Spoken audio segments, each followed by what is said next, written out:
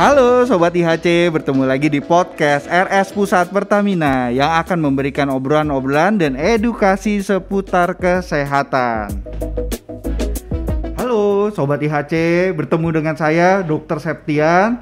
Hari ini kita akan podcast tentang bagaimana cara melakukan isolasi mandiri jika pasien terkena COVID. Jadi podcast kali ini dari Rumah Sakit Pertamina Pusat bertujuan memberikan edukasi seputar isu-isu kesehatan. Nantikan seri-seri podcast kami lainnya yang dimana memberikan edukasi kesehatan lebih baik lagi. Selanjutnya ini di depan saya sudah ada narasumber kita yang paling keren, Dr. Medi.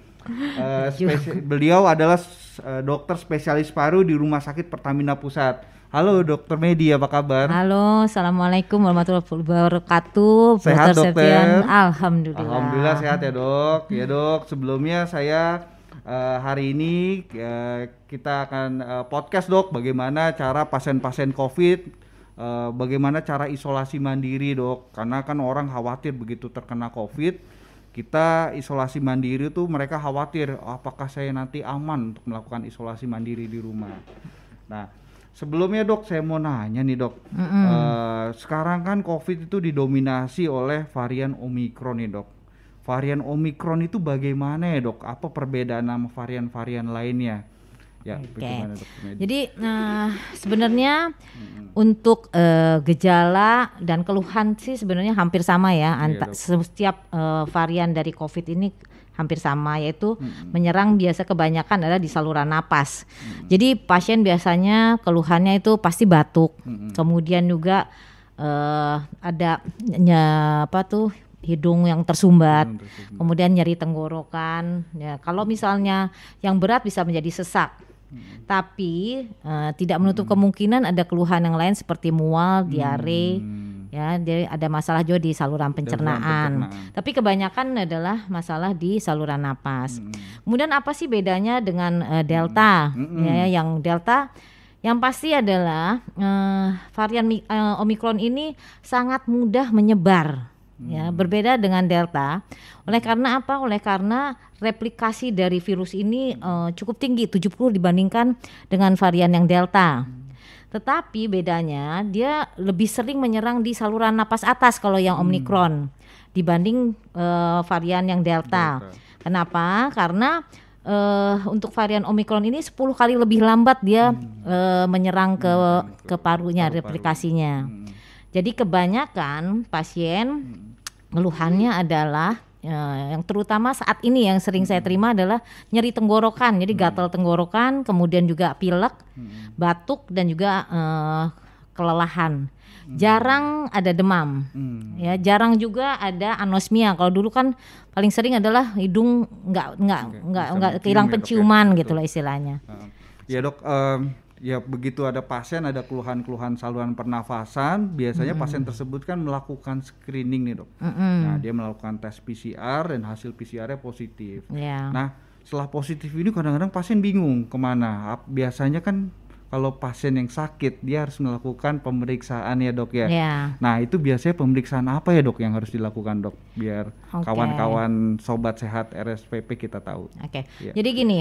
Oleh karena saat ini sedang pandemi, jadi jangan menganggap remeh keluhan di saluran napas. Artinya kalau kita ada keluhan pilek, batuk, walaupun dulu-dulu kita juga sering seperti itu, tapi karena pandemi cepat segera untuk lakukan tes PCR. Ya, kalau gejalanya memang hanya ya istilahnya hanya batuk, pilek dan tidak merasa sesak, mungkin bisa pertama lakukan telekonsul aja. Telekonsultasi ya, telekonsul ke kami, bisa ke bagian paru atau biasanya sih kebanyakan ke bagian paru atau ke penyakit dalam ya. Terus kemudian nanti dokter yang sana yang akan memberikan petunjuk dan kita akan lihat juga keluhannya, gejalanya, hasil tesnya. Kalau tidak berat, biasanya sih tidak perlu melakukan pemeriksaan lebih lanjut sih ya. Tetapi kalau memang batuknya sangat berat, kemudian juga napasnya merasa tidak nyaman, memang sebaiknya dilakukan pemeriksaan ronsen dan juga pemeriksaan darah. Oh penting ya dok, lab ronsen ya. Sekedar info untuk sobat-sobat sehat IHC. kami memiliki telekonsultasi melalui fasilitas dengan berbasis aplikasi yaitu IHC Telemed.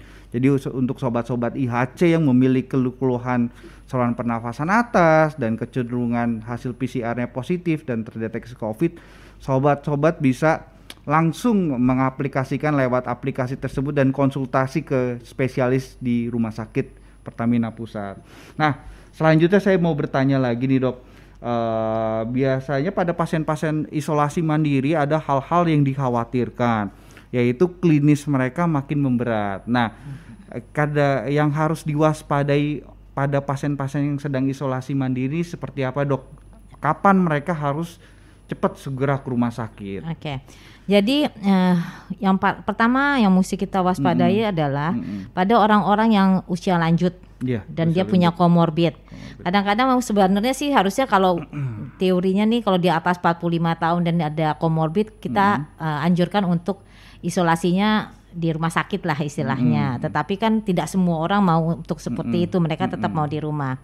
Jadi pada pasien-pasien dengan komorbid dan juga usia lanjut yang harus dilakukan adalah pemeriksaan saturasi. Yang pertama-tama saturasi oksigen ya dok, saturasi oksigen. Jadi kita cek saturasinya mungkin 3 kali sehari. Tetapi kalau misalnya dia merasa napasnya nggak nyaman atau apa ya langsung aja kita lakukan pemeriksaan saturasi.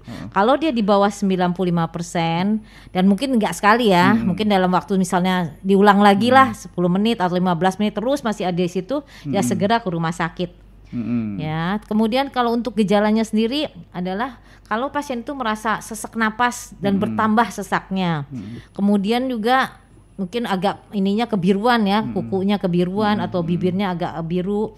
Kemudian agak kalau misalnya ada nyeri dada atau batuk yang bertambah, lebih baik segera pergi ke rumah sakit. Iya, untuk melakukan itu ya, pemeriksaan lebih lanjut. Ya. Mungkin kita harus. Iya, untuk pemeriksaan lebih lanjut, terutama tadi udah dijelaskan sama dokter Medi, ya untuk pasien-pasien orang tua yang sudah tua, komorbid ataupun gejala nafas berat, itu lebih baik memeriksakan diri, yaitu ke rumah sakit RSPP Extension Simpruk Modular. Jadi Rumah Sakit Pusat Pertamina kita memiliki rumah sakit yang terpisah khusus di mana rumah sakit itu memiliki tekanan negatif dan diperuntukkan untuk pasien-pasien isolasi pasien COVID-19 ya.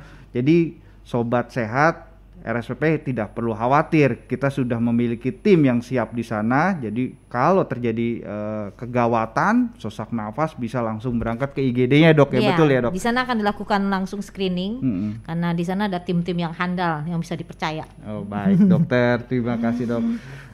Ya dok, terus ada tambahan ini dok buat sobat-sobat sehat untuk bagaimana langkah-langkah isoman nantinya, apakah nggak boleh keluar rumah tentunya ya dok ya, nggak boleh keluar. Terus bagaimana kalau ada orang rumah di luar, apakah dia perlu jaga jarak atau alat makan harus terpisah, bagaimana dok?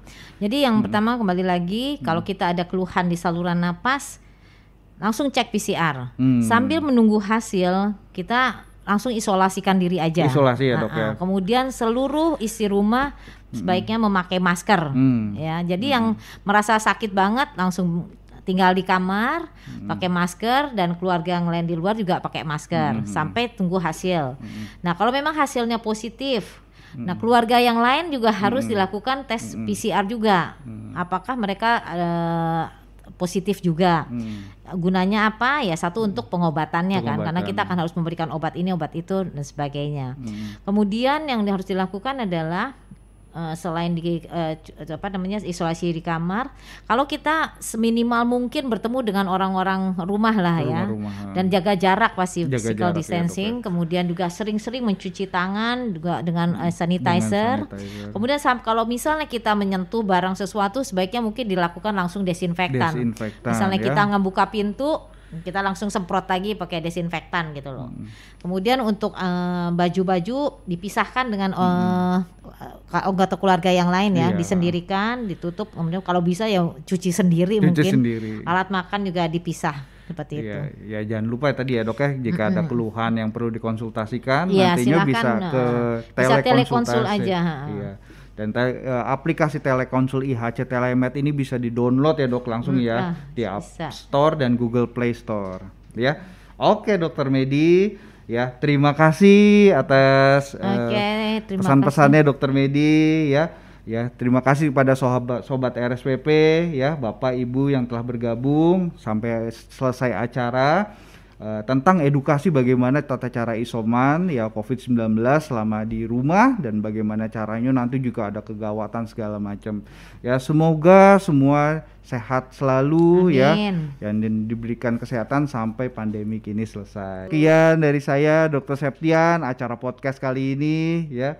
Terima kasih. Wassalamualaikum warahmatullahi wabarakatuh. Waalaikumsalam warahmatullahi wabarakatuh.